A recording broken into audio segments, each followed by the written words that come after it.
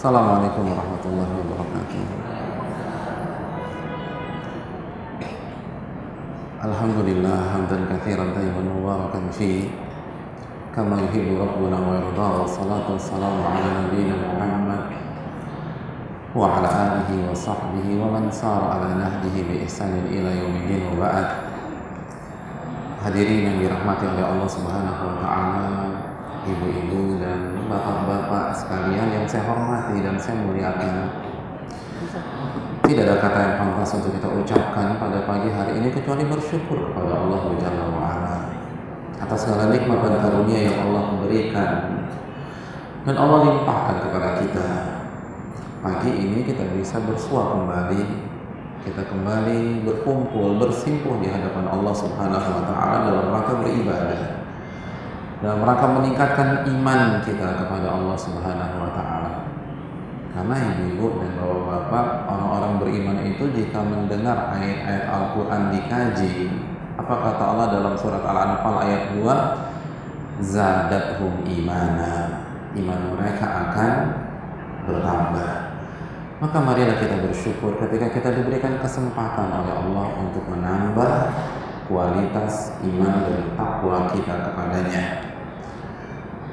Selanjutnya salawat serta salam semoga senantiasa tercurahkan kepada kedua kita, uswah hasanah kita, Nabi besar Nabi Muhammad SAW beserta para keluarga beliau, para sahabat-sahabat beliau, dan orang-orang yang istiqomah berjalan di bawah naungan sunnah beliau sampai hari kiamat kelak.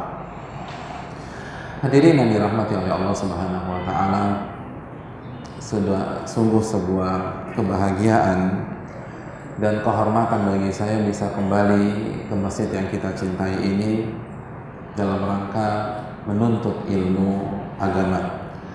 Bertemu dengan jamaah sekalian adalah sebuah kehormatan, sebuah kebahagiaan. Imam Syafi'i itu pernah mengatakan, ibu sekalian, idza ra'aitu rajulan min ahli al-hadits faka'anni ra'aitu ahadan min ashabi Rasulillah sallallahu alaihi wasallam.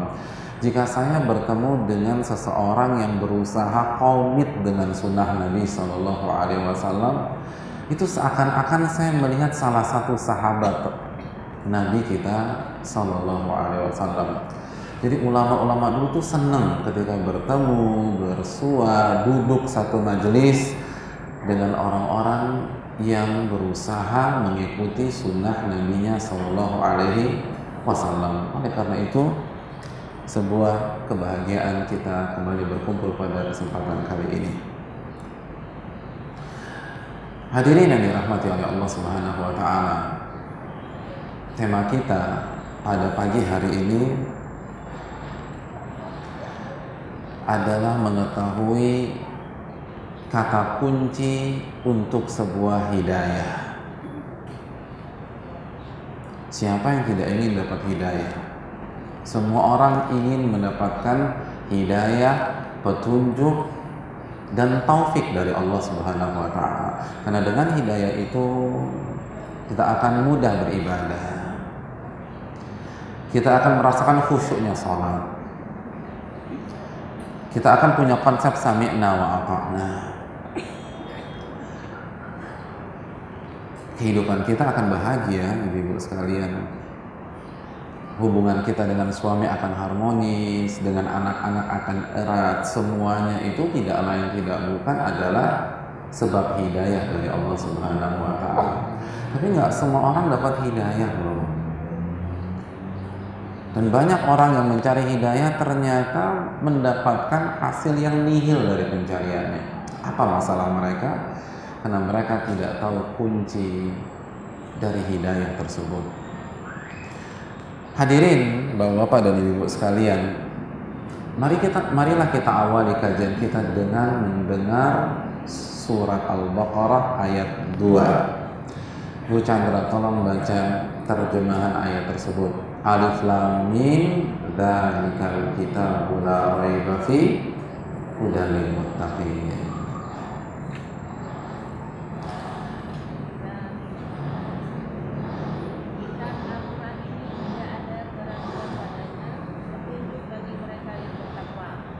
Iya, Nggak ada mic ya, panitia? Biasanya komplit di sini. Ah ya, diulang lagi Bu Chandra, biar dapat pahalanya double.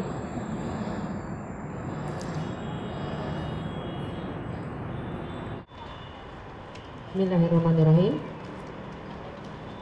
Al-Baqarah ayat 2. Kitab Al-Quran ini tidak ada keraguan padanya, petunjuk bagi mereka yang bertakwa. Ya, Allah berfirman, Alif Lam Mim, dzalikal kitabul la raiba fi. Sesungguhnya Al-Qur'an adalah kitab suci yang enggak ada keraguan sama sekali di dalamnya. Sebagai hidayah hudan, hidayah petunjuk bagi orang-orang yang bertakwa. Jadi poin pertama yang membuka kajian kita harus sepakat dulu nih Bapak-bapak Ibu sekalian, bahwa Al-Qur'an adalah hidayah. Setuju nggak nih ngomongnya? Setuju ya? Yang nggak setuju coba angkat tangan. Oke, semua setuju, alhamdulillah. Ini sudah lumayan. Ketika kita sudah sepakat bahwa Al-Quran adalah hidayah, maka kita semakin dekat dengan kata kunci dari sebuah hidayah. Nah, ketika kita memahami hidayah itu Al-Quran dan Al-Quran itu hidayah, maka berikutnya nih, kita harus mendengar penjelasan dari Hasan Al-Basri. Hasan Al-Basri menyatakan bahwa Allah Subhanahu wa Ta'ala menurunkan kitab-kitab sucinya. Bu, kitab suci yang Allah turunkan ada berapa? Hah? Ada berapa, Bu? Hah? Ada berapa? Ada berapa? 4. Oh, Masya Allah. Apa aja, Bu? Taurat, terus Injil, terus Zabur, terus apa lagi? Al-Quran, Masya Allah. Sepakat Ibu-Ibu? Ada yang nggak sepakat? Iya. Hasan Al-Basri mengatakan, Ibu-Ibu yakin? Hasan Al-Basri mengatakan kitab suci yang Allah turunkan ke tengah-tengah manusia ada 104 kitab suci. Bukan 4 atau 104. Tuh 100-nya dikemanain? Yakin, Masya Allah. Salah semua ternyata satu kajian. 104. Loh, kok saya nggak tahu sih Pak Ustaz? Ya kan Ibu belum baca hadisnya, belum baca riwayatnya. Nah, dari 104 itu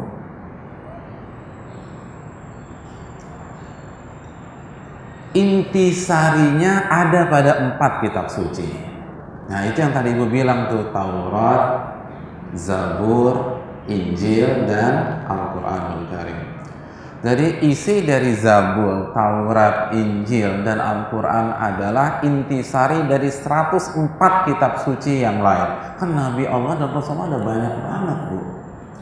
Nah, lalu setelah kita sampai di poin ini, Ibu perlu ketahui bahwa intisari dari 4 kitab suci ada pada Al-Quranul Karim. Intisari dari Taurat, dari Injil, dari Zabur itu ada di dalam Al-Quran. Dan intisari dari Al-Quran tersebut, Al-Quran ada berapa surat? 114 surat. Intisarinya ada pada surat apa? Al-Fatihah. Dan inti dari Al-Fatihah adalah ayat Iyyaka na'budu wa iyyaka nasta'in.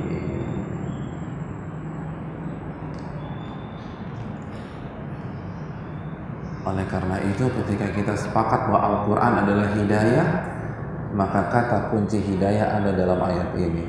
Iyyaka na'budu wa iyyaka nasta'in. Jadi semua kitab suci dari zaman Nabi Adam sampai Nabi Muhammad itu iyyaka na'budu wa iyyaka nasta'in. Barang siapa yang bisa meresapinya, merenungkan maknanya, maka ia akan mendapatkan hidayah dari Allah Subhanahu wa Ta'ala. ayat inilah yang akan menemani kita sampai menjelang zuhur nanti. Kata kunci hidayah ada dalam iyyaka na'budu wa iyyaka nasta'in. Apa sih maknanya? Kalau cuma sekedar baca mah gampang, Bu. Jangankan sekali dua kali, minimal setiap hari kita baca 17 kali. Tapi berapa banyak dari orang-orang yang membacanya yang mendapatkan hidayah? Ya enggak? Setiap hari kita baca minimal 17 kali. Karena kalau ayat ini tidak kita baca, maka salat wajib kita sah atau tidak? Enggak sah. Ibu jadi makmum di sebuah masjid, imamnya baca Alhamdulillahirabbil alamin arrahmanir rahim maliki yaumiddin ihdinas siratal mustaqim siratal ladzina an'amta 'alaihim ghairil maghdubi 'alaihim waladdallin. Ibu jangan senang dulu, itu rakaat ibu nggak sah. Kenapa demikian? Karena nggak baca iyyaka na'budu wa iyyaka nasta'in. Ibu harus ulang lagi itu rakaat. Begitu imamnya salam, bangkit lagi. Karena sholat ibu nggak sah. Ayat ini harus dibaca. Namun pertanyaannya bukan hanya membaca, Bu, tapi siapa yang mentadabburi. Karena betapa banyak orang yang sholat nggak dapat hidayah. Buktinya masih asik ngomongin orang, masih ngebentak suami, ya. Sholat mah kencang gitu loh. Tapi judes sama suami itu nggak dapat hidayah.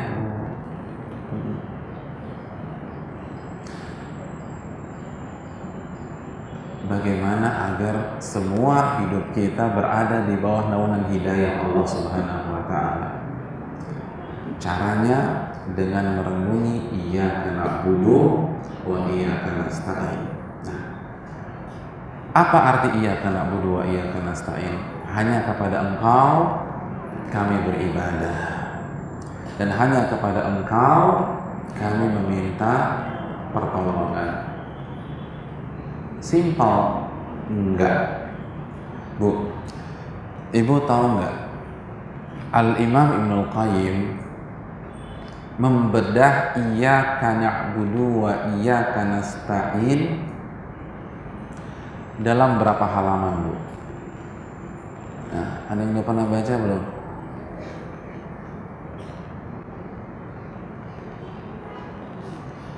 Al-Imam Ibnul Qayyim membedah iyyaka na'budu wa iyyaka nasta'in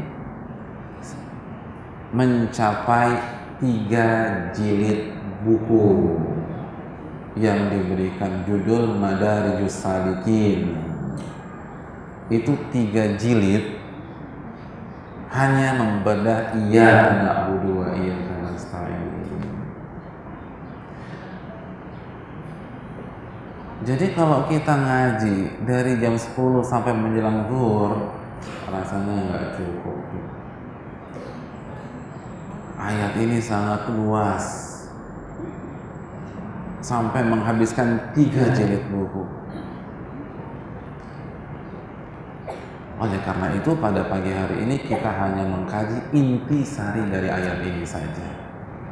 Kita mulai. Hadirin yang dirahmati oleh Allah Subhanahu wa Ta'ala, hanya kepada Engkau kami beribadah. Bu, arti ibadah itu apa sih, Bu? Bu, hati ibadah. Dan ini kata kunci hidayah. Apa arti ibadah? Siapa yang baru pertama kali dengar kata ini? Coba angkat tangan. Enggak, kan dosurina. Terus arti ibadah itu apa? Nak, kamu harus ibadah, nak. Mah, ibadah itu apa sih? Nah, kira-kira jawaban kita ke anak kita apa itu? Ibadah itu apa sih? Apa makna dasar dari ibadah? Bukan. Apa makna dasar dari ibadah? Ibu nggak tahu ini? Mohon maaf, ibu nggak akan dapat hidayah.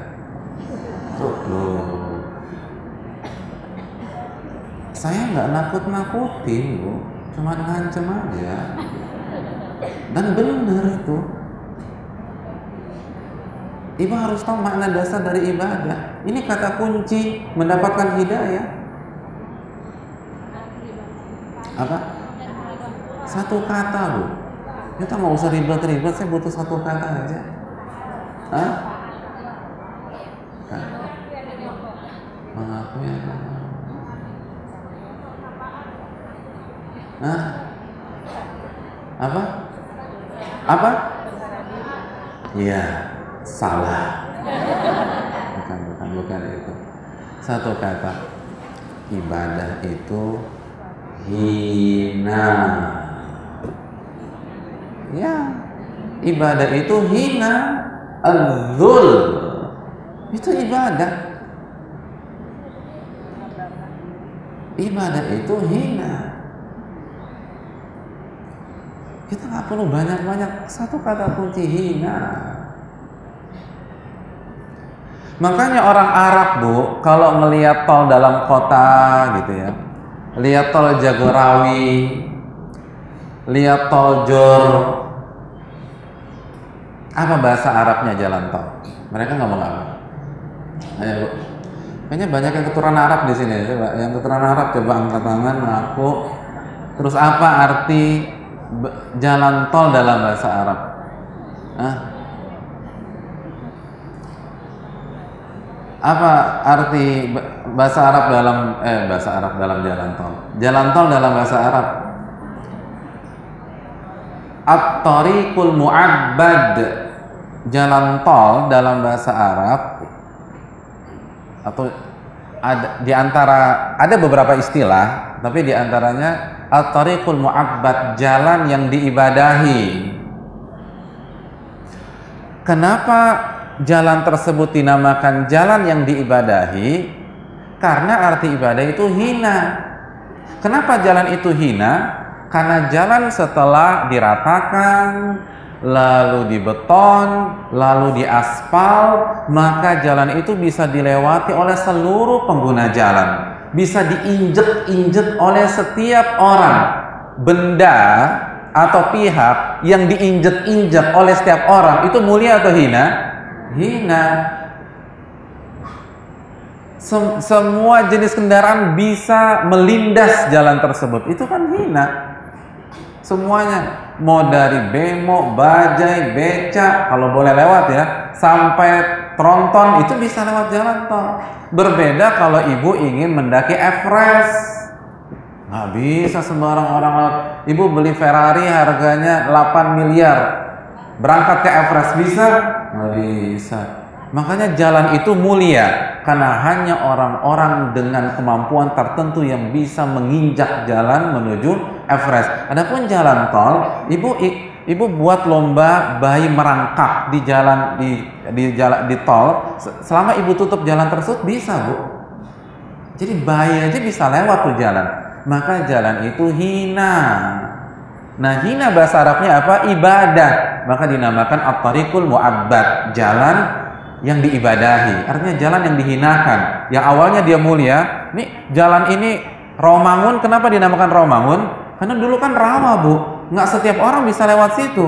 Jadi secara jalan dia mulia.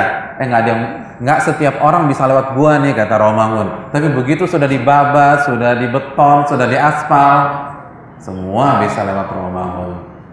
Bisa dipahami dulu sekalian. Jadi arti ibadah artinya adalah hina. Dan ini kunci ibadah, ini kunci hidayah, kunci taufik. Ibu harus menghinakan diri dan merasa diri ibu hina di hadapan Allah Subhanahu wa taala, di hadapan Rabbul Alamin, di hadapan Al-Qawi, di hadapan Al-Matin, di hadapan Ar-Rahman Ar-Rahim. Ibu harus merasa diri hina, ibu harus merasa diri rendah, ibu harus merasa diri miskin, ibu harus merasa diri kerdil dan kecil di hadapan Allah Subhanahu wa taala. Kalau tidak sampai titik seperti itu, mohon maaf, tidak akan dapat hidayah. Kenapa demikian? Karena kita tidak akan sholat, kita tidak akan puasa, kita tidak akan berzikir, kita tidak akan bangun malam, kita tidak akan menahan lapar dan dahaga, kita tidak akan berpanas-panas ria di Arafah, di Mina, Lalu kita tidur tanpa fasilitas di Musdalifah, kecuali kita merasa diri hina. Bu, camkan baik-baik. Ketika seseorang merasa besar, maukah dia disuruh-suruh oleh pihak lain? Ibu punya asisten rumah tangga di rumah? Punya pembantu? Kalau besok pembantu ibu bilang kepada ibu, Bu, tolong buatkan saya telur ceplok 2. Kira-kira ibu buatkan nggak? Enggak. Kenapa ibu nggak buatkan? Karena ibu merasa diri besar di hadapan dia. Maka ibu nggak mau disuruh sama dia. Ibu nggak mau diperintah sama dia. Wah, Mbak, yang gaji Mbak itu siapa? Nanti sore pembantu ibu bilang, Bu, saya lagi pegel, ibu tolong gantikan tugas saya bersihin kamar mandi. Kira-kira ibu mau bersihkan kamar mandi enggak? Walaupun ibu mungkin udah niat bantu dia, ibu tahu nih dia lagi pegel-pegel, kemarin dia sakit, tapi ketika dia suruh ibu seperti itu, kira-kira ibu bersihkan kamar mandi atau tidak? Enggak bakal, karena ibu merasa diri besar, dan itu wajar dalam konteks ini. Begitu juga hadirin yang dirahmati oleh Allah, ketika kita merasa besar di hadapan Allah, merasa diri kaya di hadapan Allah, merasa diri bisa berdiri dengan kedua kaki kita di hadapan Allah, jangan berharap kita mau diatur dan diperintah oleh Allah Jalla wa Ala. Nggak akan. Tidak akan mau. Oleh karena itu, ibu-ibu yang dirahmati oleh Allah Subhanahu wa Ta'ala, manusia yang bernama Fir'aun, ketika dia jaya, ketika dia berkuasa, ketika dia menjadi raja, ketika dia siap didukung oleh bala tentaranya, apa yang dia katakan? Wa ana rabbukumul a'la, dan aku Tuhan kalian yang paling tinggi. Namun ketika dia tenggelam di Laut Merah, ketika dia melihat tentaranya tidak bisa membantu dia, ketika dia melihat bahwa kekuatannya berada di titik nadir pada saat itu, apa yang dia ucapkan? Buka surat Yunus ayat 90.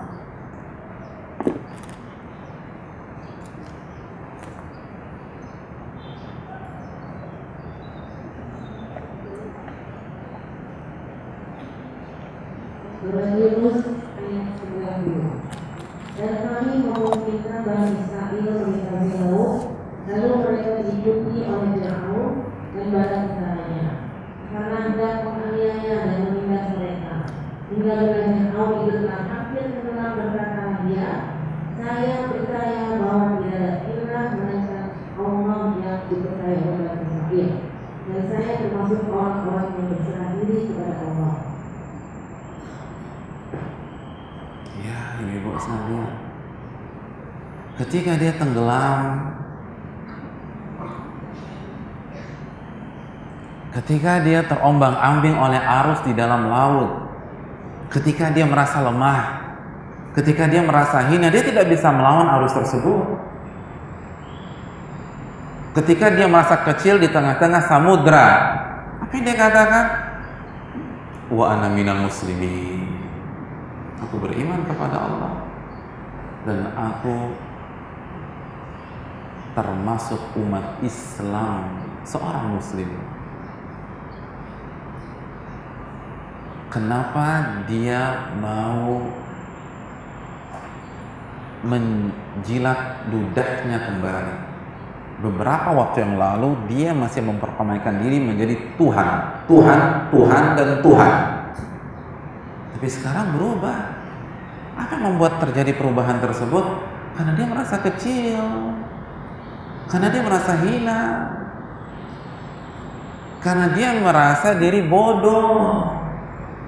Itu kunci hidayah. Tapi ketika dia meresapi makna ini di saat sakratul maut, apa kata Allah? Al-an. Apakah baru sekarang wahai Fir'aun? Dulu kemana aja? Anda sadar di waktu setelah kesempatan Anda berakhir. Tidak ada tobat buat Anda.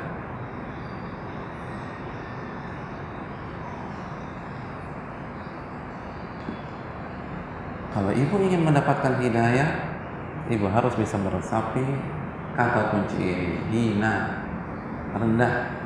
Dan inilah alasan ibu-ibu, Kenapa? Orang banyak kembali kepada Allah ketika dia sakit, ketika divonis kanker stadium 4. Karena pada saat itu keangkuhannya, kesombongannya, kesehatannya, kepintarannya, kekuatannya jatuh sejatuh-jatuhnya, dan dia merasa kecil, dia merasa diri rendah, dia merasa diri tidak berdaya melawan penyakit yang merogoti tubuhnya. Baru pada saat itu dia bangun jam 2 malam dan dia nangis kepada Allah Subhanahu wa taala. Itu buktinya. Semua intinya ke sana. Inti hidayah adalah ketika kita merasa diri hina di hadapan Allah, merasa diri kecil di hadapan Allah, merasa diri nggak bisa apa-apa di hadapan Allah. Itu inti hidayah. Itulah yang akan membuat kita nurut, karena kita tidak akan nurut kecuali kita merasa kecil. Itu nggak akan. Itu udah konsep, nggak bisa dibantah sudah. Maka camkan baik-baik. Ketika kita nggak mau diatur, maka pada saat itu kita merasa besar di hadapan Allah, walaupun lisan kita berkata sebaliknya. Baik dalam masalah ibadah, masalah akhlak, atau masalah penampilan. Ketika kita melihat ada wanita yang penampilannya mengumbar aurat, mohon maaf, dia sedang menyombongkan diri di hadapan Allah. Dia merasa diri besar. Dia merasa diri lebih tahu apa yang terbaik untuk dirinya di hadapan daripada Allah. Dia merasa lebih tahu mana yang paling cocok untuk dirinya dibanding Allah. Ini lebih gue banget nih, kan begitu. Emangnya Allah nggak ngerti Anda? Ala ya'lamu man khalaqa wa huwal latiful khabir. Bukan yang menciptakan Anda lebih tahu tentang Anda.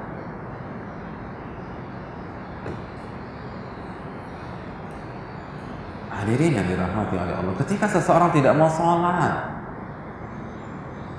ketika nggak mau datang ke pengajian, ketika nggak mau belajar, bukankah Anda baru saja mengatakan Anda merasa diri pintar? Buktinya Anda nggak mau belajar, nggak mau mengkaji Al-Quran dan hadis. Itu kan merasa diri pintar. Suka apa nggak suka?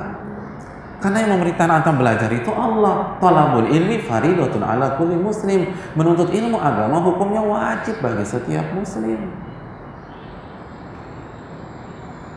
Lalu Anda mengatakan tidak, berarti Anda merasa diri lebih besar daripada Allah, lebih kuat untuk menahan siksa Allah pada hari kiamat kelak.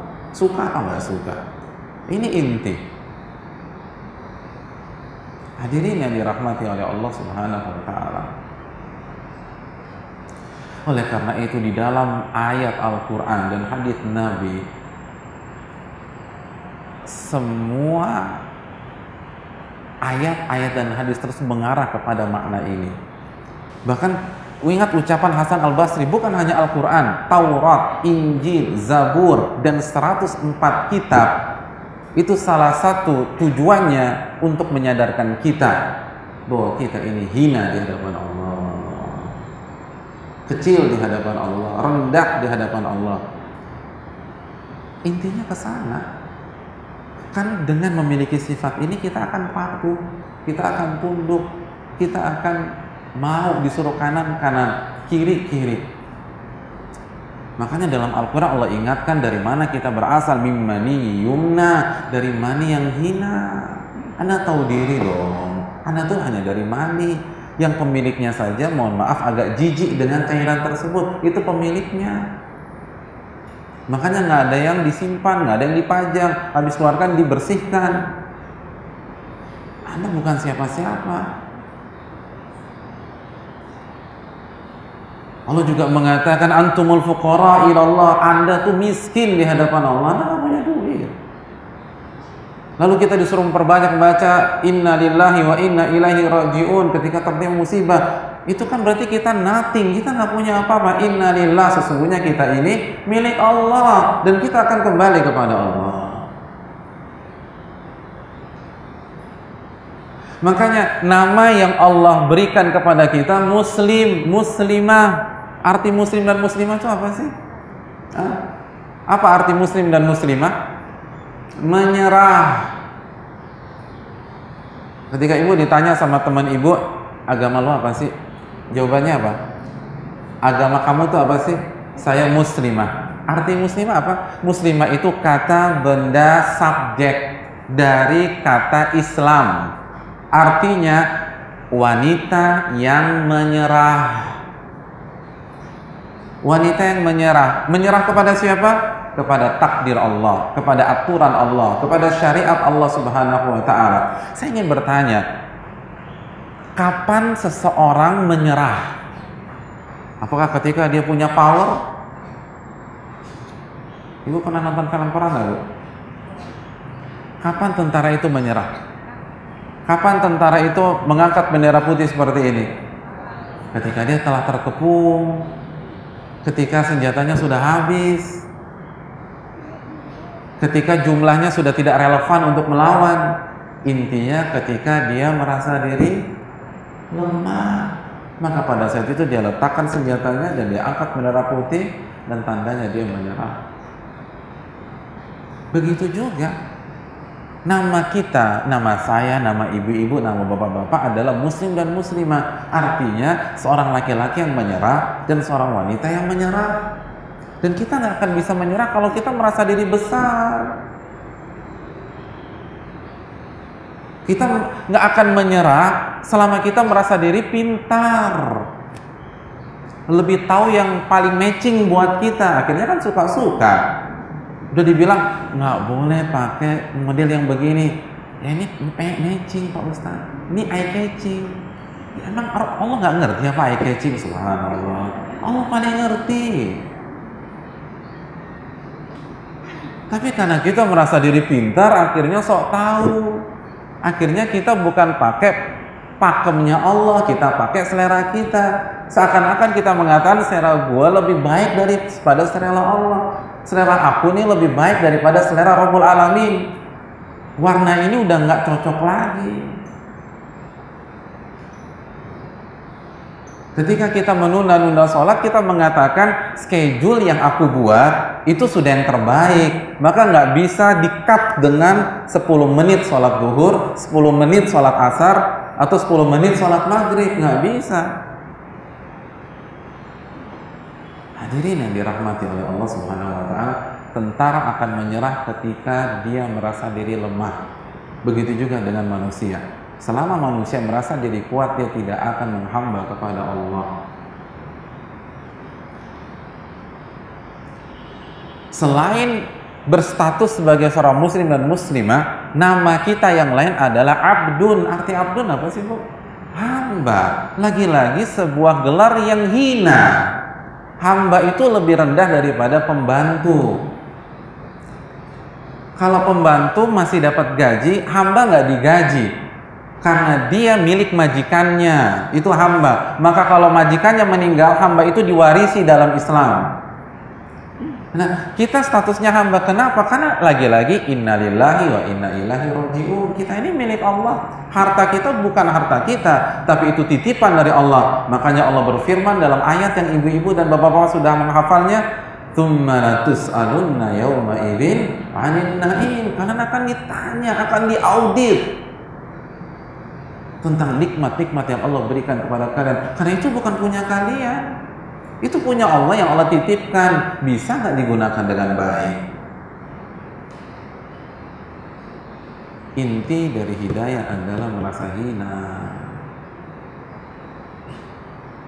merasa diri rendah. Maka apalagi yang sudah belajar agama, mempelajari sunnah Nabi SAW, semakin mengaji, semakin merasa diri rendah, merasa diri nggak punya apa-apa, merasa diri bodoh. Makanya konsep para ulama terdahulu, kullama zdada ilman arafa bi annahu jahil. Para penuntut ilmu itu karakternya setiap ilmunya bertambah semakin sadar bahwa betapa bodohnya dia. Itu para penuntut ilmu seperti itu. Karena ketika orang bodoh, dia akan mendengar, dia akan mau dituntun.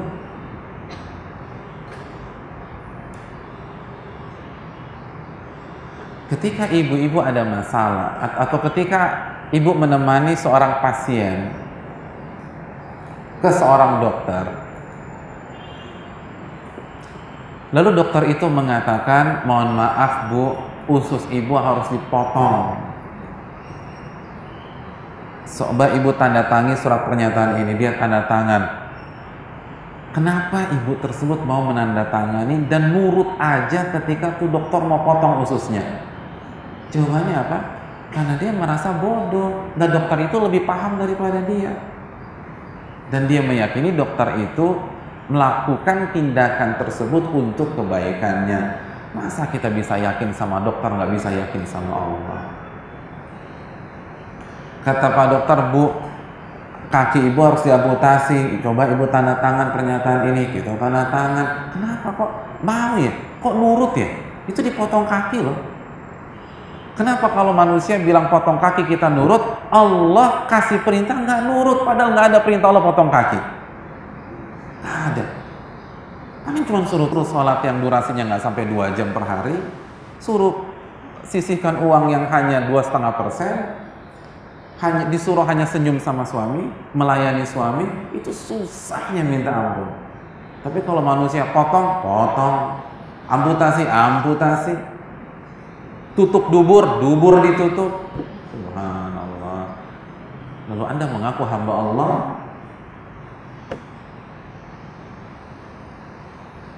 Lagi-lagi, apa sih yang membuat orang nurut? Karena dia merasa bodoh. Jadi kita sepakat ketika kita melihat ada seorang muslim atau muslimah ngebantah perintah Allah, nggak mau nurut sama ajaran Allah, mohon maaf, dia sedang memamerkan kesombongannya di hadapan Rabbul Alamin.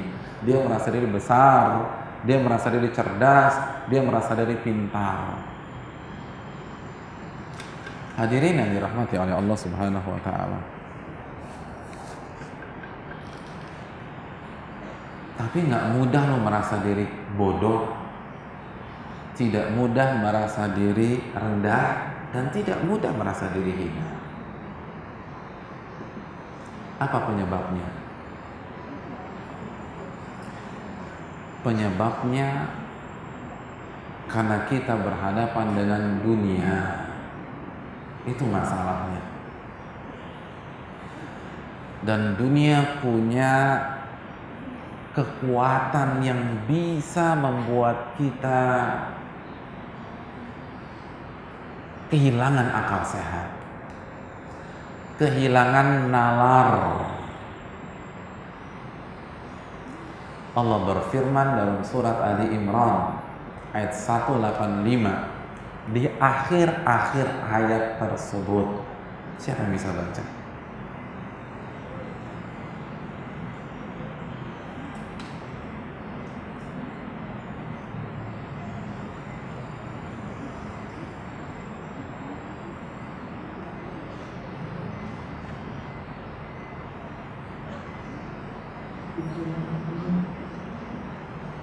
Tiap-tiap yang berjiwa akan merasakan mati, dan sesungguhnya pada hari kiamat sajalah disempurnakan pahalanya.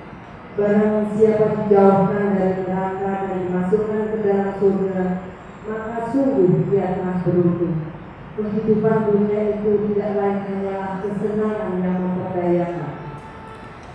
Ya, terima kasih Bu. Allah berfirman, wa mal hayatud dunya illa mata'ul ghurur. Tidaklah kehidupan dunia itu kecuali perhiasan yang mampu menipu kita. Perhiasan yang mampu menipu kita, yang memperdaya kita, yang menghilangkan akal sehat kita.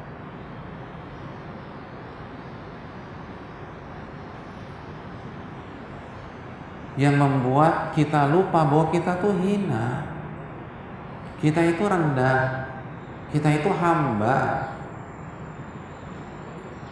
kita itu nggak punya apa-apa. Harta kita milik Allah. Dunia punya kemampuan untuk membuat kita melupakan hal itu semua. Itu ngerinya di sana, Bu.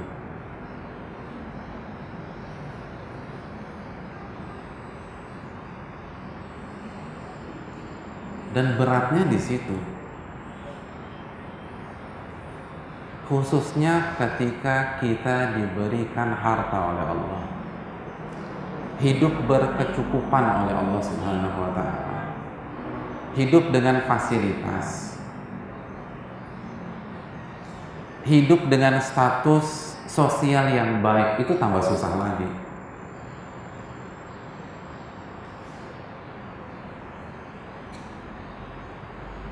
Secara teori mungkin mudah, innalillahi wa inna ilaihi raji'un, semua ini milik Allah. Tapi jika setiap hari yang kita lihat adalah perhiasan, yang kita lihat adalah harta, yang kita lihat adalah jabatan, yang kita lihat adalah fasilitas, maka kita akan melupakan hakikat tersebut. Saya berikan analogi sederhana. Apabila ada seorang anak perempuan yang cantik dan lucu banget, usia 3 atau 4 tahun, dia hidup di keluarga yang aneh.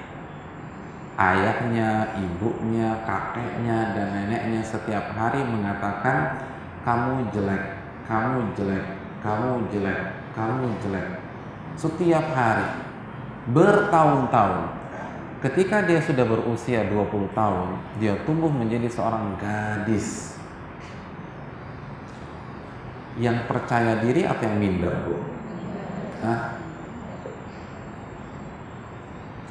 Merasa cantik atau merasa jelek? Merasa jelek. Padahal bisa jadi kecantikannya luar biasa. Sama Miss Indonesia mungkin 11-12.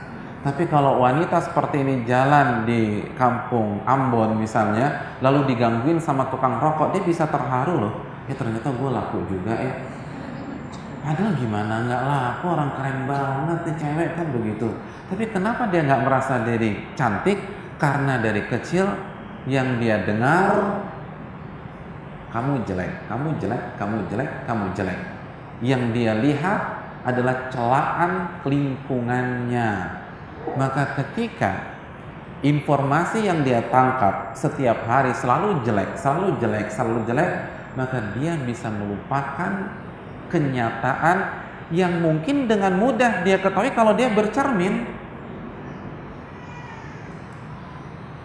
Kalau dia bercermin, itu kita akan melihat paras yang begitu cantik.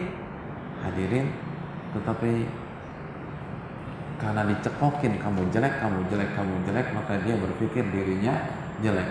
Nah begitu juga ketika kita hidup di dunia, kita didoktrin semua barang kita itu milik kita. Maka sangat sulit untuk membuang perasaan itu dan meyakini bahwa semua ini milik Allah Subhanahu wa ta'ala. Waktu kecil misalnya, kita dapat tas sekolah baru. Kira-kira saat tas diberikan kepada kita, yang disampaikan ke kita apa? Gini deh, sekarang ibu-ibu ngasih tas ke anak masing-masing. Kira-kira bahasanya apa? Nak, ini tas hadiah buat kamu karena kamu naik kelas, kan gitu ya. Jarang ada yang mengatakan, nak ini tas milik Allah yang Allah titipkan ke kamu. Pak Ustadz kelamaan. Ya begitu kalau mau didik, kelamaan. Akhirnya yang masuk ke alam bawah sadar anak apa? Oh ini punyaku. Makanya kan kalau adiknya minjem dia marah. Karena kita ngajarin itu milik dia. Coba kalau kita ajarin itu titipan Allah, itu akan mudah dia berbagi karena bukan punya aku kok. Dikasih boneka punyamu, dikasih mobil-mobilan punyamu, dikasih baju baru punyamu lagi. Terus demikian. Nanti kalau 17 tahun dia beli motor. Di BPKB motor nama pemilik siapa? Dia. Ada BPKB motornya nama pemilik Allah. Nggak ada. Itu kan tanpa sadar doktrin lagi ke kita. Oh ini motor punya saya. Makanya ketika hilang galau. Kenapa tukang parkir nggak pernah galau ketika ada kehilangan di tempat parkirnya? Karena bukan punya gua. Biarin aja, walaupun Lamborghini yang hilang dia tenang-tenang aja. Karena bukan punya dia.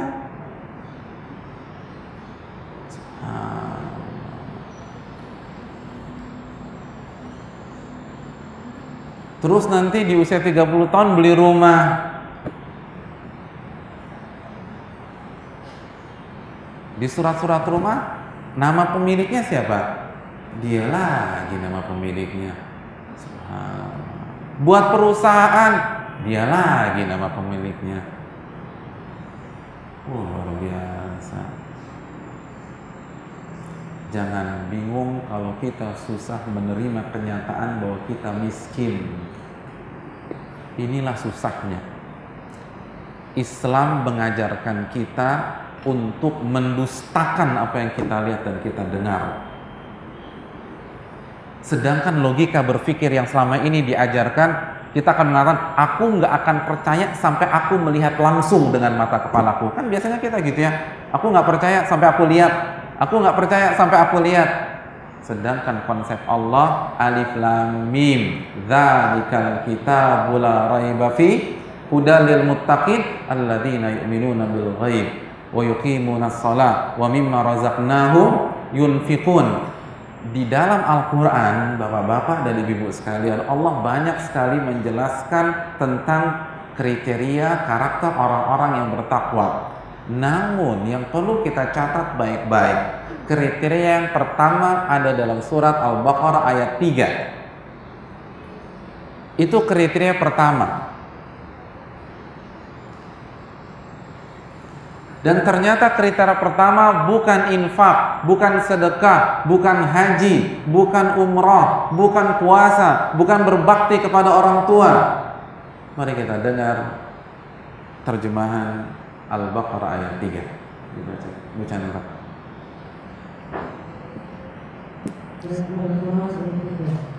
Yaitu mereka yang beriman kepada yang goib, yang mendirikan sholat dan menafkahkan sebagai rezeki yang kami anugerahkan kepada mereka. Ya. Yang pertama Allah kata alladzina yu'minuna bil ghaib, yaitu orang-orang yang beriman terhadap hal-hal yang gaib. Hal yang gaib itu apa sih? Hal yang gaib itu bukan dunia dukun dan klinik loh, Bu. Hal yang gaib ini hal-hal yang abstrak, yang tidak terlihat. Itu hal-hal yang gaib, yaitu janji-janji Allah, firman-firman Allah, atau janji-janji Nabi kita sallallahu alaihi wasallam. Ketika Allah berbicara tentang surga, ketika Allah berbicara tentang neraka, ketika Allah menjelaskan tentang hakikat kita sebenarnya, kita harus lebih percaya dengan itu daripada apa yang kita lihat. Ini susahnya, ini tantangannya. Kita harus mendustakan apa yang kita lihat dan lebih percaya dengan firman Allah Subhanahu wa ta'ala.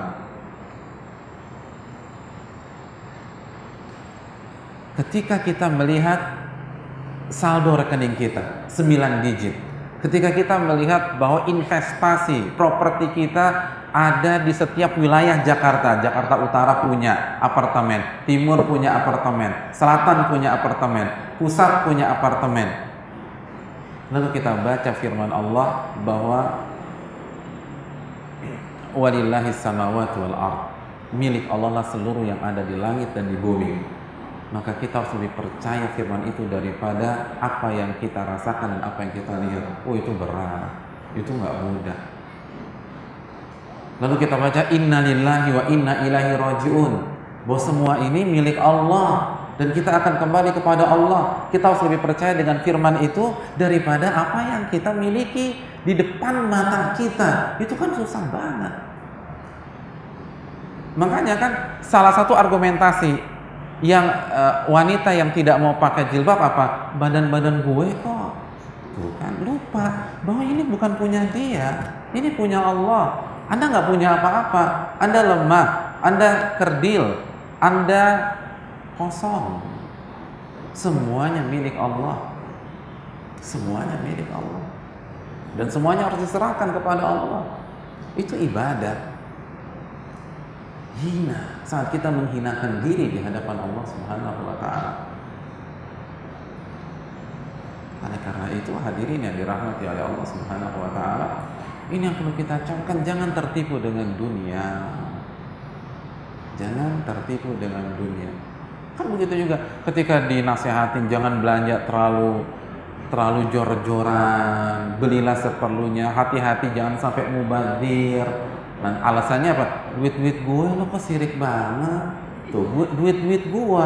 Jadi merasa diri punya uang. Ini yang jadi masalah. Ini sumber petaka, hadirin. Kita nggak punya apa-apa. Tugas kita nurut. Dan untuk nurut kita harus merasa diri hina. Dan itu yang susah sekali diterima oleh manusia. Karena kesombongannya, karena keangkuhannya. Tapi itu tidak berlaku bagi orang-orang yang beriman.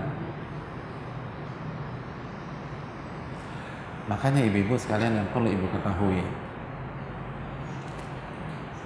semua ibadah itu mengarah ke makna ini. Semua ibadah. Dan ibadah yang mengandung pesan kehinaan terbesar menjadi ibadah terbaik di dalam Islam.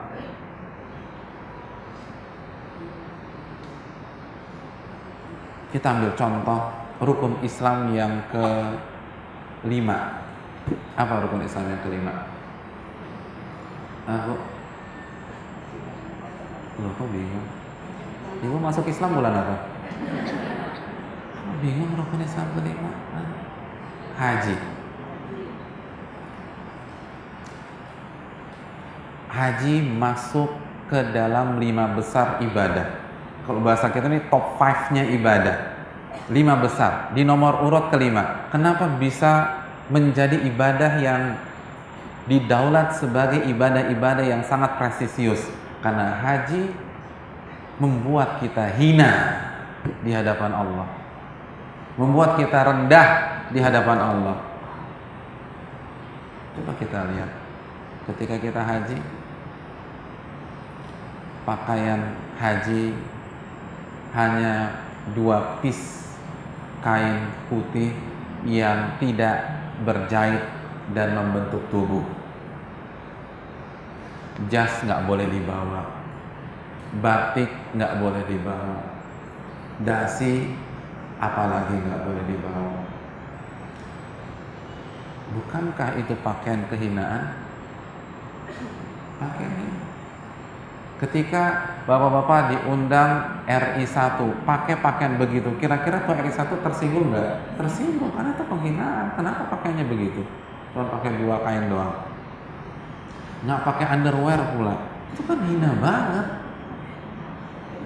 Tapi justru pesan itu yang ingin Allah ambil, yang Allah ingin sampaikan kepada kita. Mabit di Musdalifah. Bu, saya ingin tanya, emangnya Saudi nggak bisa buat Ritz-Carlton di Musdalifah, buat Hilton di Musdalifah, buat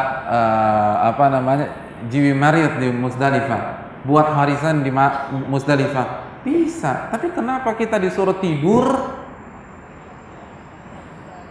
beratapkan bintang-bintang yang ada di langit, nggak ada kasur, tidak ada sweet room dan seterusnya? Karena pesan yang ingin disampaikan itu Anda tuh hina loh. Sampai walaupun Anda bisa sewa pulau di luar sana, Anda harus tidur ngemper di sini. Di Mina, kenapa seadanya demikian? WC-nya nggak enak. Siapa yang nyaman dengan WC Mina? Coba angkat tangan. Nggak ada kan? Nggak ada enak. Kenapa dibuat seperti itu? Lalu Arafah, terjal, panas, nggak ada penginapan yang nyaman. Lalu nggak boleh pakai parfum. Memang dikondisikan untuk bau, lengket, nggak nyaman, capek, letih, lelah. Pesannya adalah kehinaan, ibu-ibu sekalian. Makanya camkan baik-baik, camkan baik-baik. Setiap jamaah haji yang haji full fasilitas, sehingga dia nggak mabit di Mina. Dia mabit di Zamzam Tower. Lalu semua fasilitas, mohon maaf, dia nggak akan dapat makna dari hikmah ibadah haji, dan tidak ada perubahan dalam hidupnya setelah ibadah haji, karena pesannya nggak dapat. Pesan haji itu memang nggak ada fasilitas, lalu dia mau balik itu nggak mungkin. Kalau mau fasilitas, perginya bukan ke Mina, perginya ke Dubai, ke Abu Dhabi, ke Muscat, ke Doha, ke Australia, ke Sydney, ke Singapura. Itu mau fasilitas. Kalau ke Mina, Anda mau menghinakan diri di hadapan Allah. Lalu Anda tidur di hotel bintang 5 ketika hari-hari tersebut. Kalau setelah hari tersebut nggak ada masalah sama sekali. Tapi di hari-hari tersebut, itu hari kehinaan, hari kecapean, hari pegel-pegel, hari dekil, hari kucel, hari-hari kumal. Maka barang siapa yang ingin membalik itu semua, dia tidak akan mendapatkan makna dan haji yang mabrur. Bukan itu. Makanya coba ibu lihat, kalau ibu punya teman haji full fasilitas, cuman mampir di Mina 10,5 jam lalu balik lagi ke hotel di Mekah, lalu nggak mau di Musdalifah, aku lebih milih tidur di bus deh di Musdalifah karena ada AC-nya. Justru sebaliknya, inti dari ibadah haji itu non AC, kecuali di Mina, dan AC Mina pun juga nggak enak.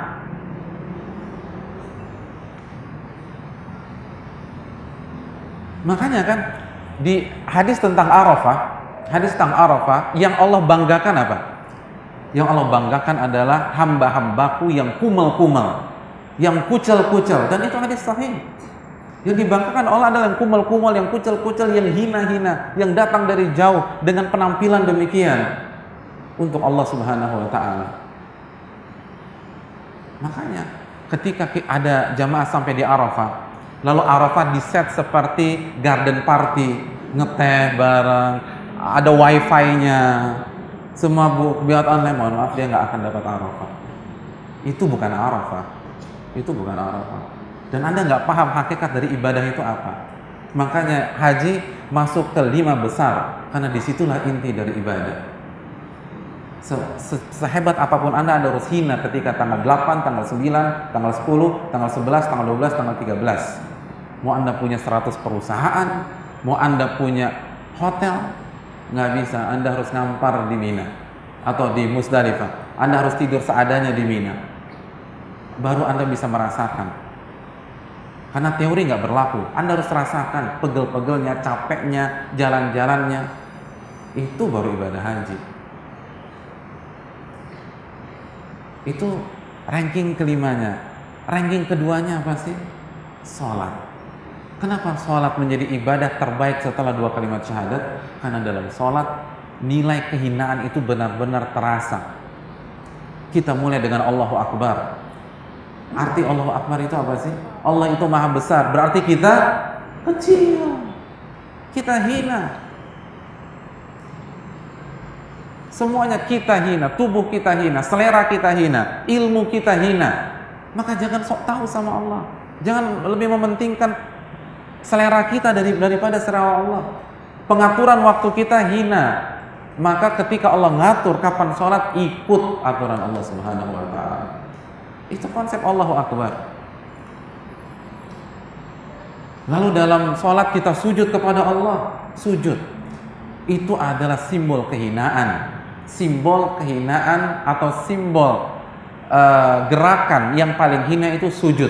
Kenapa? Karena ketika kita sujud, kita meletakkan anggota tubuh yang paling kita hormati sejajar dengan permukaan tanah. Kepala, ibu-ibu sekalian. Kepala adalah simbol kehormatan kita. Kalau ada orang yang nyenggol pundak ibu, disenggol begini, kira-kira ibu masih bisa sabar nggak? Sabar. Ingat kajian hari Senin, sabar. Tapi kalau kepala ibu udah digituin, ibu masih bisa sabar? Oh, bisa. Bu, sabar di pengajian, ini penghinaan kan begitu ya. Karena ini simbol kehormatan itu kepala. Ketika kepala kita sejajarkan, itu benar-benar penghinaan, dan Allah suka itu. Dan Allah kasih kita janji dan motivasi agar kita berlama-lama dalam melakukan sujud. Nabi mengatakan, aqrabu ma yakunul 'abdu min rabbih wa huwa sajid fa akthirud du'a. posisi terbaik, terdekat seorang hamba dengan Allah adalah ketika dia sujud. Maka perbanyak doa. Ketika ibu memperbanyak doa, sujud ibu durasinya semakin pendek atau semakin panjang? Semakin panjang. Karena Allah senang melihat ibu seperti itu. Karena itu simbol kehinaan, simbol kerendahan, simbol kekerdilan. Kita banyak orang yang bisa merasakan hal tersebut. Ibu yang dirahmati dan bapak-bapak yang dirahmati, ini adalah konsep yang disampaikan seluruh kitab-kitab suci. Hinakan diri kita di hadapan Allah Jalla wa Ala, maka kita akan nurut, kita nggak akan bantah. Bu, kalau ada rapat nih, lalu teman-teman kita kasih pandangan. Setelah itu pas kita lihat pandangan, kita dengarkan pandangan itu dengan semua, lalu kita angkat tangan dan kita bantah pandangan itu. Itu artinya apa? Artinya kita nggak puas dengan pandangannya. Itu pertama. Yang kedua, bagi kita pandangannya tidak kurang bagus. Dan kita punya yang lebih bagus dari dia. Tanpa sadar kita merasa diri lebih pintar daripada dia. Dalam beberapa konteks nggak ada masalah kalau memang benar-benar ilmiah. Tapi yang jadi masalah ketika kita bantah firman Allah, kita bantah hadis Nabi SAW. Suka apa tidak suka, seramah apapun kita di hadapan tetangga, di hadapan teman, kita baru saja merasa diri lebih pintar di hadapan Allah Jalla wa Ala.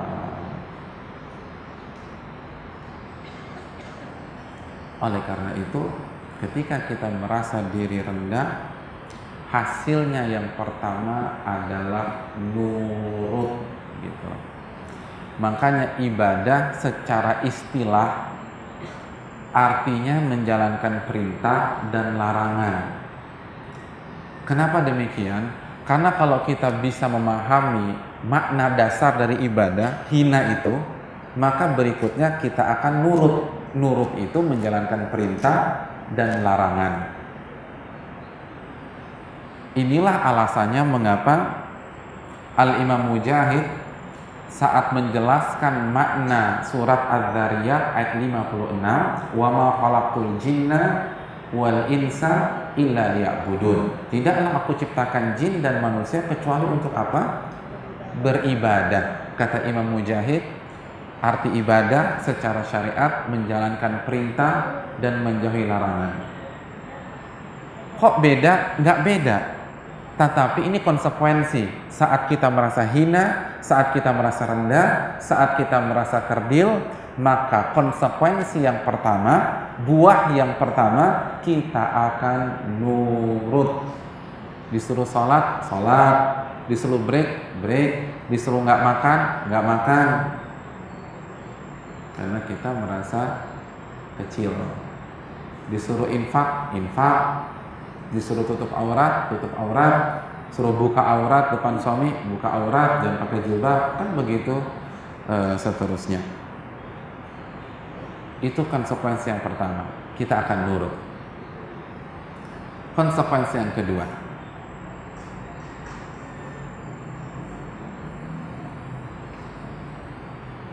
kalau kita hina kepada Allah, kalau kita benar-benar merasa rendah di hadapan Allah, maka konsekuensi dan buah yang kedua, kita akan ketergantungan dengan Allah.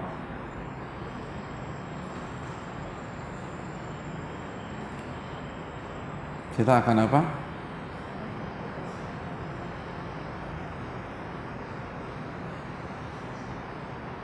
Dan inilah inti dari wa iyyaka nasta'in.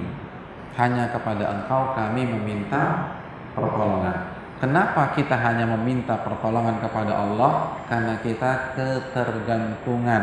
Kapan kita ketergantungan? Saat kita merasa diri hina, saat kita merasa lemah, saat kita merasa kecil, saat kita merasa tidak bisa berdiri dengan kedua kaki kita yang rapuh. Di saat itulah kita akan ketergantungan dengan pihak lain, dan pihak tersebut adalah Al-Qawi yang maha kuat, Al-Matin yang maha kokoh. Al-Jabbar, yang maha perkasa, Allah Subhanahu wa ta'ala. Oleh karena itu, merasa ketergantungan, tanya kepada diri kita, sudah seperti apa kita ketergantungan dengan Allah Subhanahu wa ta'ala? Seperti apa kita melibatkan Allah dalam kehidupan kita? Semakin kita ketergantungan, maka kita semakin mulia di hadapan Allah Subhanahu wa ta'ala. Bu, kalau anak ibu sudah ketergantungan dengan ibu, apa yang terjadi, Bu? Apa yang terjadi? Apa, Bu? Oke, patuh. Misal patuh. Yang lain? Patuh tadi sudah kita tekankan, nurut sudah. Kalau anak kita sudah ketergantungan dengan kita, dia nggak mau jauh-jauh dari kita, betul nggak?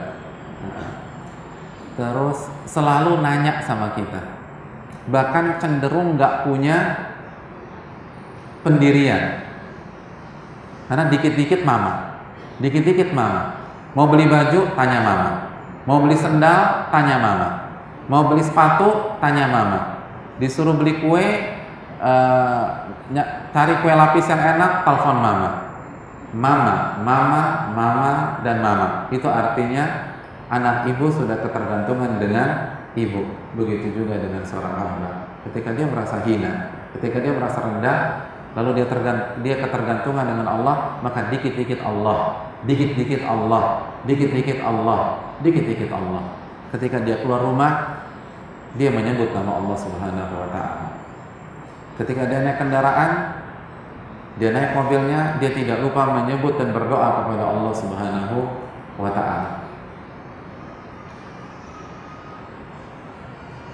Apa doa pergi keluar rumah? Bismillahirrahmanirrahim, tawakkaltu 'ala Allahi la haula wala quwwata illa billah. Apa artinya? Bismillah itu artinya apa sih, Bu?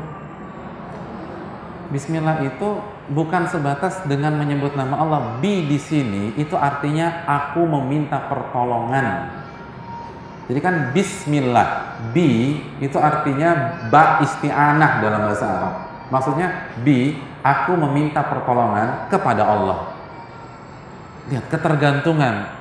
Jadi mau keluar rumah aja minta tolong sama Allah, ketergantungan. Ya kan? Ketergantungan. Ibu kalau sudah ketergantungan sama pembantu, dikit-dikit bi.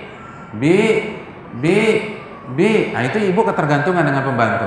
Begitu juga dengan seorang hamba. Saat ketergantungan dengan Allah, mau keluar rumah aja, mau ke warung sebelah, yang tinggal ngesot sampai bismillah. Karena ketergantungan. Bismillahi tawakkaltu 'ala Allahi la haula wala quwwata illa billah. Bahkan ditekankan lagi, tawakal tuh aku bergantung kepada Allah. La haula wala quwwata, tidak ada daya dan kekuatan kecuali dengan pertolongan Allah. Lalu begitu kita naik ke motor kita, mobil kita ketergantungan lagi sama Allah. Maka kita baca doa naik kendaraan. Apa doa naik kendaraan?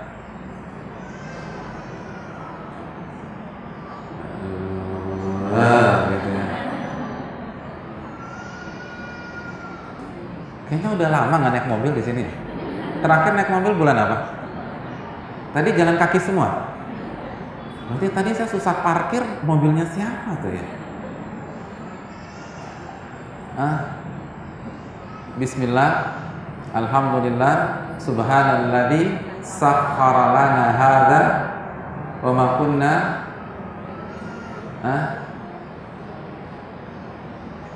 apa, Bu?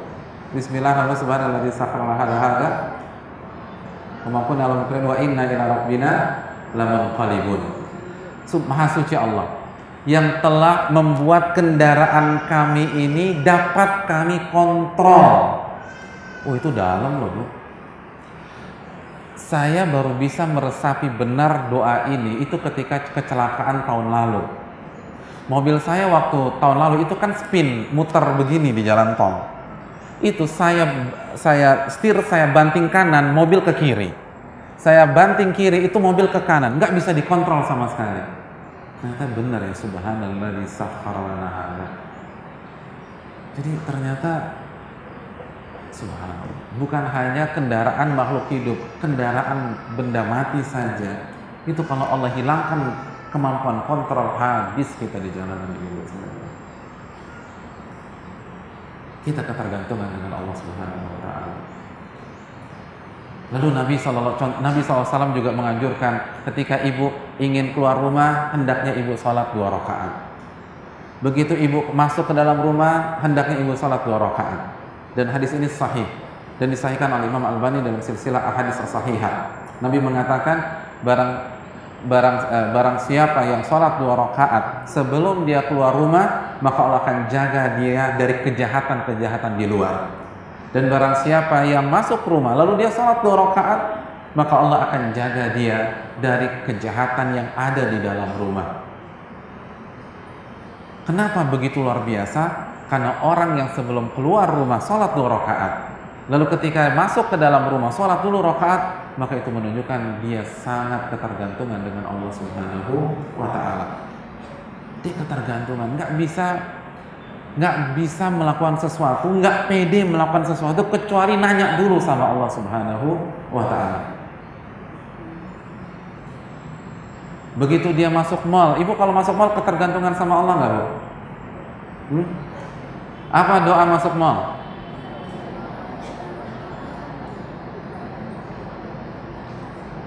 Masya Allah. Ya. Mayoritas jarang ke mall sepertinya. Bagus, itu bagus. Yang ke mall hafal, alhamdulillah. Nggak masalah kan, ke mall asal ada butuh boleh gitu, asal jangan suka kongko-kongko aja di sana. Ketika dia beli baju, beli tas, beli sepatu, dia ketergantungan dengan Allah. Sebelum beli istikharah dulu. Ibu kalau beli tas istikharah nggak? Mbak ada sejadah nggak di sini? Hah? Gimana sih? Ya Allah. Ustadz kayaknya lebay deh Pak Ustadz. Enggak lebay. Imam Bukhari ketika menulis Sahih Bukhari, sebelum mencantumkan sebuah hadis beliau istikharah. Jadi ada lebih dari 5.000 kali Imam Bukhari istikharah untuk satu buku. Itu ketergantungan dengan Allah. Takut salah kecuali dengan pertolongan Allah. Kenapa? Karena kita lemah. Kalau kita kan kepedean. Memang sih baca iyyaka na'budu wa iyyaka nasta'in, tapi kehidupan kita nggak mencerminkan kita ketergantungan dengan Allah. Padahal salah beli tas itu loh, Bu. Ya, ibu salah beli tas, lalu datang ke sebuah arisan, lalu diincar tasnya sama seseorang, hilanglah tas tersebut. Itu bisa. Ketika kita mendekati akhir tahun, ibu mau liburan, rapat keluarga, sebelum ketok palu, sudahkah kita membiasakan ayo istikharah dulu? Istikharah. Sebelum kita putuskan kita mau kemana, istikharah. Karena salah menentukan lokasi itu bisa fatal. Bisa fatal. Iya apa tidak? Iya. Saya pas lagi kecelakaan di sana, na'udzubillah, ada bencana di sana. Begitu jalan ke sana, suami kita ketemu mantannya di waktu SMA, aduh nyesel gue kesini. Tapi begitu, ini gara-gara nggak istikharah sih. Subhanallah. Beneran. Akhirnya tukar nomor telepon, terjadilah apa yang terjadi. Ini kenyataan. Na'udzubillah, na'udzubillah. Ada yang laporan nggak? Aku nyesel pergi ke sana, Ustaz. Suamiku tuh ketemu sama mantannya. Itu istikharah nggak? Enggak sih, ya itu salahnya. Subhanallah. Istikharah. Milih tempat anak sekolah, istikharah. Kita nggak tahu. Oke, sekolahnya favorit, tapi kan belum tentu sekolah favorit baik untuk anak kita. Belum tentu. Betapa banyak anak jadi pemakai narkoba gara-gara teman-teman sekelasnya. Teman-teman sekelas. Jadi itulah awal dan neraka kehidupannya, karena dia salah bergaul dan mayoritas ketemunya di sekolah. Kita kan hanya mengandalkan brosur, mengandalkan studi banding kita, survei kita, fasilitasnya, WC-nya lah yang dilihat. Ya Allah, oke silahkan lihat WC-nya bersih atau enggak, tapi minta kepada Allah. Katanya iyyaka na'budu wa iyyaka nasta'in. Hanya kepada Allah kami beribadah dan hanya kepada Allah kami meminta pertolongan. Makanya ucapan para ulama, ibu harus catat baik-baik ucapan ini, man minna yas'alullah qabla an yas'alan nas. Siapa di antara kita ketika ada masalah yang pertama kali dia hubungi adalah Allah sebelum tanya manusia. Siapa di antara kita seperti itu? Setiap ada masalah apapun langsung angkat tangan doa kepada Allah Jalla wa ala. Bukan hubungi manusia, bukan hubungi suami, bukan hubungi tim legal kita, bukan hubungi pengacara, doa kepada Allah Jalla wa ala. Dalam hadis Bukhari, ketika Sarah diambil oleh pengawal-pengawal Fir'aun dan ingin diperkosa, apa yang dilakukan Nabi Ibrahim alaihissalam? Bu, yang dilakukan Nabi Ibrahim apa ibu? Salat kepada Allah, doa kepada Allah Jalla wa ala. Hadis Bukhari. Langsung yang dia ingat adalah Rabbul Alamin, yang kalau mencegah sesuatu tinggal mengatakan kun fayakun. Doa kepada Allah Subhanahu wa taala, minta kepada Allah.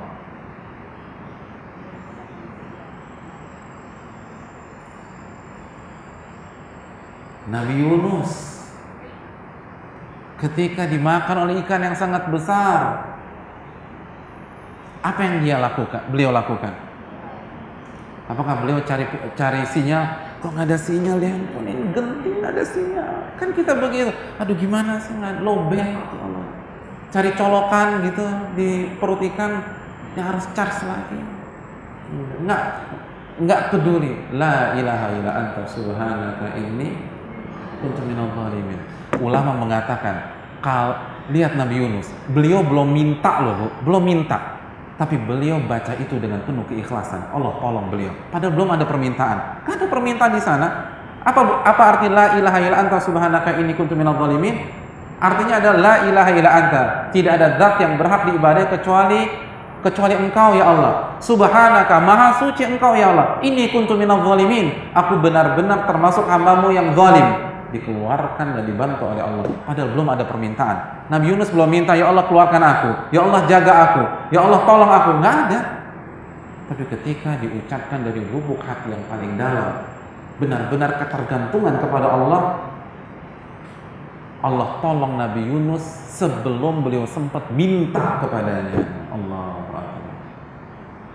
Adapun kita doa sampai berbusa nggak diijabah. Kenapa? Karena banyak di antara orang yang berdoa hanya dengan lipsting lisannya saja.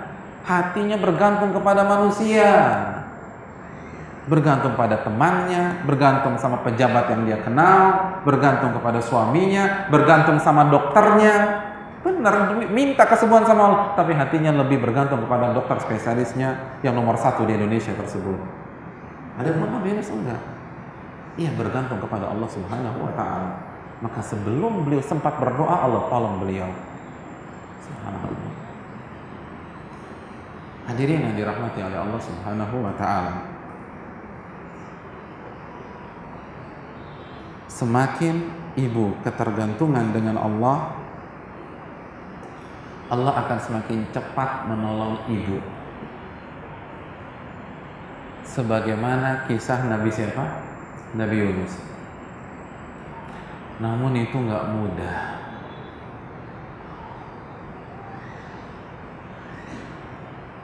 Coba ibu buka surat At-Taubah ayat 118. Ini kunci.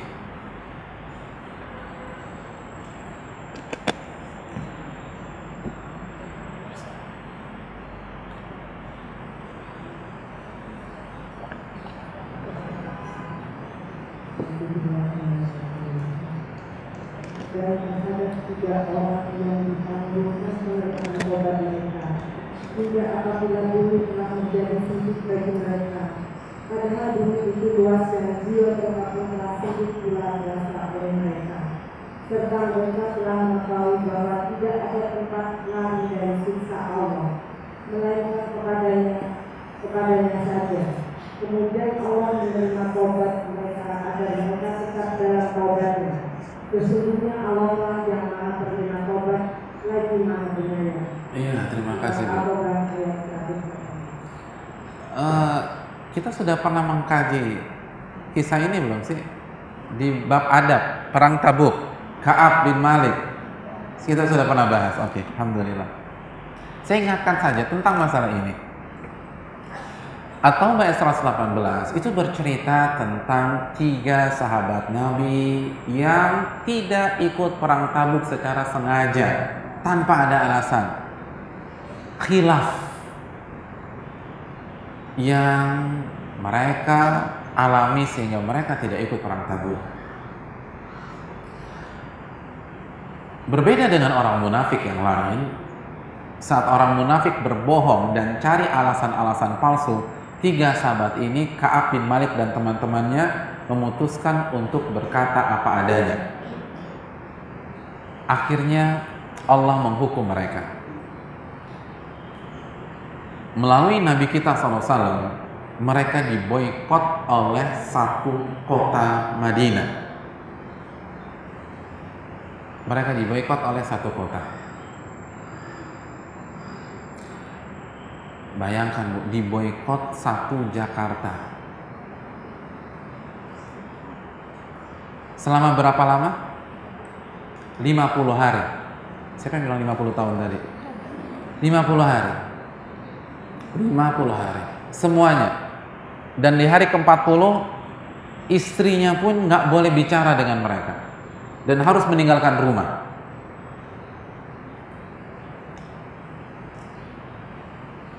Pertanyaannya, kenapa sampai 50 hari? Kenapa sampai 50 hari? Karena di hari tersebutlah mereka benar-benar merasakan kesempitan, keputusasaan dengan manusia, dan mereka benar-benar meresapi alla malja'a minallahi illa ilaih. Tidak ada tempat mengadu kecuali kepada Allah. Tidak ada tempat berlindung kecuali kepada Allah. Tidak ada tempat meminta kecuali kepada Allah Subhanahu wa taala. Baru pada saat itu tsumma taba alaihim, Allah terima taubatnya dan masalah mereka Allah selesaikan. Maksudnya apa sih? Ini karakter manusia. Manusia selama masih punya teman itu susah untuk hanya bertumpu pada Allah. Ketika Ka'ab diboikot oleh satu kota, Ka'ab benar tetap beribadah. Bu, Ka'ab bukan orang fasik, Bu. Ka'ab orang soleh. Ka'ab sahabat. Ka'ab muhajirin. Dan tidak ada kaum muhajirin yang munafik. Namun saat beliau dihukum, di awal-awal hukuman, beliau masih berharap sama Nabi. Semoga Nabi bisa doain ke Allah lah, biar saya bebas dari hukuman ini. Makanya kan, yang pernah baca hadisnya, Ka'ab datang ke Masjid Nabawi dan berusaha cari perhatian Nabi SAW. Kenapa beliau